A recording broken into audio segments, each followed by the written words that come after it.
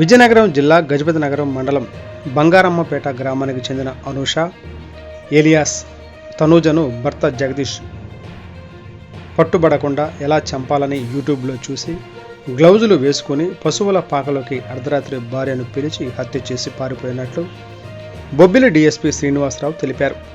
అనుమానంతో భార్యను కడతెరిచిన భర్తను అరెస్టు చేసి రిమాండ్కు తరలించినట్లు బొబ్బిలి డీఎస్పీ శ్రీనివాసరావు చెప్పారు.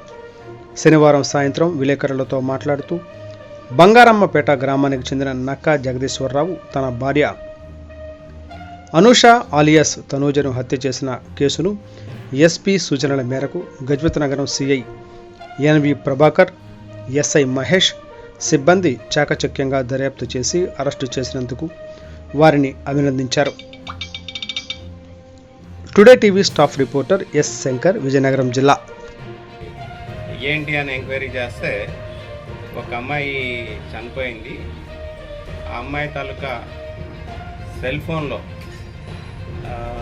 ఈ నా చావు కారణం అక్కడ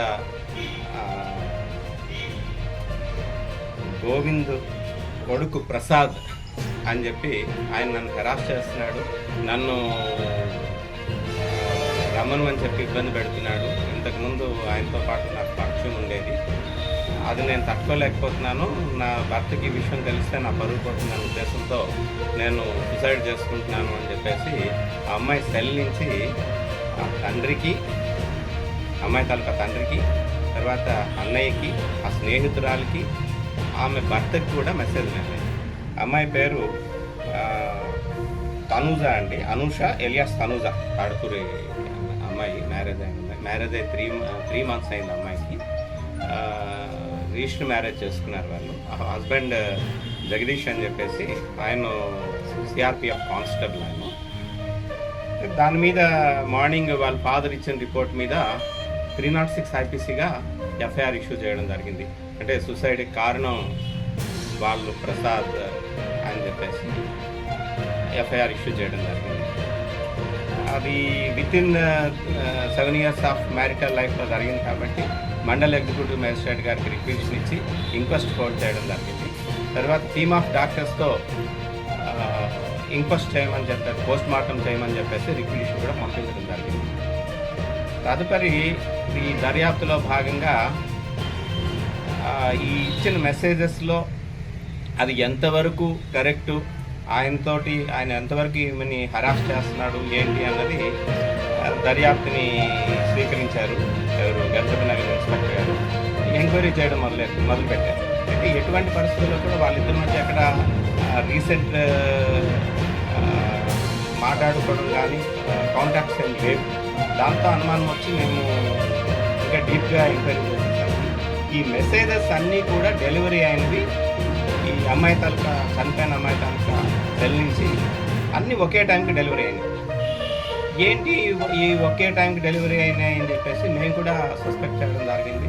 ఇలాగా హస్బెండ్ ఎక్కడున్నాడు అంటే పేరెంట్స్ ఎవరు చెప్పడం లే, ఆయనేమో అక్కడ జమ్మూ కాశ్మీర్లో ఉన్నారు. అంటే పేరెంట్స్ కాదు, ఇన్లాస్, అమ్మాయి తాలూకా తండ్రి వాళ్ళు. ఇక్కడ మాకు తెలియదండి ఎక్కడున్నాడు ఏంటి అన్నది, జమ్మూ కాశ్మీర్లో ఎక్కడ జాబ్ చేస్తున్నాడు, ఇక్కడ రాలేదు అంట. బట్ మా టవర్ లొకేషన్ తీసుకుంటే అది విశాఖపట్నం అని చెప్పేసి వచ్చింది. బట్ చనిపోయింది అమ్మాయి రాత్రి చనిపోయినా సరే ఈయన ఈవినింగ్ పోస్ట్ మార్టం ఎగ్జామినేషన్ వరకు కూడా ఈయన పేరు కాలేదు. దాంతో కాస్త సస్పిషియస్ కూడా ఆయన మీద రైజ్ అయింది. ఇలాగా ఈ విషయాలన్నీ కూడా మేము కూడా మా ఎస్పీ గారికి చెప్పడం జరిగింది. టైం టు టైం మేడం గారు కూడా ఇన్స్ట్రక్షన్స్ ఇవ్వడం జరిగింది, ఏ విధంగా దర్యాప్తు చేయాలి, ఏ విధంగా ప్రొసీడ్ అవ్వాలి అన్నది. ఇలాగా పోస్ట్ మార్టం సర్టిఫికెట్ కూడా రావడం జరిగింది. పోస్ట్ మార్టం సర్టిఫికెట్ అది మర్డర్ అని చెప్పి, స్ట్రాంగులేషన్ అని చెప్పి డాక్టర్ గారు ప్రిలిమినరీ సర్టిఫికెట్ ఇచ్చారు. ఇచ్చిన దాంట్లో మర్డర్గా ఆల్టర్ చేయడం జరిగింది. ఆల్టర్ చేసిన తర్వాత ఈ రోజున ఎవరైతే హస్బెండ్ ఉన్నాడో జగదీష్, నక్కా జగదీష్ సిఆర్పిఎఫ్ కానిస్టేబుల్, ఆయన్ని ఈరోజు హాస్పిటల్కి తీసుకున్నారు. ఇన్స్పెక్టర్ గారు, ఎస్ఐ గారు, టీమ్ అంతా తీసుకొని ఆయన్ని ఇంట్రాగేట్ చేస్తే, అంటే ఎందుకు ఈ విధంగా జరిగింది, ఏంటి మెసేజ్లు అన్నీ కూడా ఒకే టైంకి ఎట్లా వెళ్ళినాయి, ఏంటి నువ్వు ఇక్కడనే ఉండి కూడా ఎందుకు నువ్వు రాలేదు, ఆ ఊరు కూడా రాలేదు అంటే దాని మీద ఆయన ఇంట్రాగేషన్లో అదే మీడియేటర్ సమక్షంలో ఆయన తెలియపరిచింది ఏంటంటే ఆల్రెడీ వీళ్ళు చదువుకునే స్టేజ్ నుంచి ఈ అమ్మాయితో పాటు పరిచయం ఉంది, కొంతకాలం ప్రేమించుకున్నారు. తర్వాత మళ్ళీ నేమో జమ్మూ కాశ్మీర్ అదే ట్రైనింగ్కి వెళ్ళడం జరిగింది.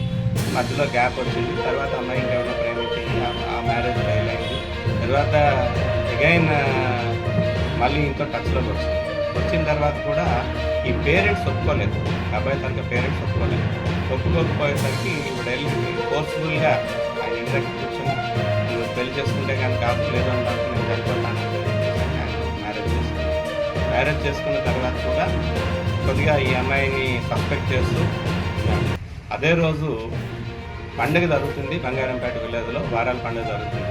ఈయన అమ్మాయికి అంటే వీళ్ళు అక్కడ రావడం జరిగింది, అంటే పండుగకి ముందు అక్కడ సెలవు పెట్టుకొని రావడం జరిగింది. ఏదో టాస్క్ మీద వచ్చాను నేను అని చెప్పేసి బెంగళూరు వెళ్ళాలి అని చెప్పి ఈ అమ్మాయినేమో విజయనగరం తీసుకొని వచ్చి ఇద్దరు కలిసి ఒక 3 days లాడ్జ్లో ఉండడం జరిగింది, ప్రైవేట్ లాడ్జ్లో. తర్వాత నేను బెంగళూరు వెళ్ళిపోతున్నానని చెప్పేసి ఆయన వెళ్ళిపోయాడు. అమ్మాయి వచ్చేసింది విలేజ్కి.